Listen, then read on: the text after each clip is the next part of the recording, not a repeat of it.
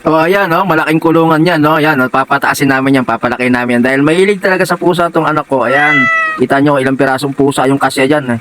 Kasya nga dyan yung tao, eh, pag nakatayo. Ayan, no. Ayan, tinatayo na. Yung kulungan na yan, nabili lang daw niya sa Shopee, no. Halagang 1,000. So, natitiklop din yan, napapaliit. Pero dahil sa marami kaming pusa, ayan, marami siyang pusang alaga. Ayan, kita nyo naman, oh, inaayos-ayos na yun ng dalawang anak ko. Ayan.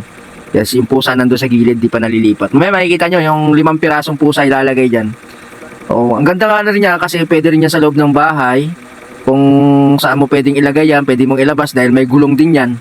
Yan, tapos meron din yung bahay-bahay na parang nilalagyan. Doon sila no? Kung na i-evac yung mga pusa nyo, hindi makangamoy kasi may nilalagay sila dyan eh, yung kulay green. Diba yun? Glitters, ayan nun. Basta, ayun, panoorin nyo. Ayan, nilalagyan pa ng mga patong-patungan yan. Pwede sila magtakbuhan dyan sa loob, may hagdanan. O, ayan na nga, o, nakapwesto na, o, diba? O, kahit sa loob ng bahay lang yan, o, relax yung mga pusa mo, hindi na pagala-gala. O, ayan, 5 piraso pa lang yung pusa na nandyan ngayon. So, dadagdagan pa daw yan. Ayan, may taihan na rin yan, di pa naipasok dyan, no? Para pag dumumi yung mga pusa na yan, nakapwesto na, di ba? Mas maganda rin talaga nakakulong yung mga pusa mo kasi kagaya niyan yung kapitbahay yung mga arte ayaw ng pusa. So, at least safe sila diyan, no? Hindi sila masasaktan, no?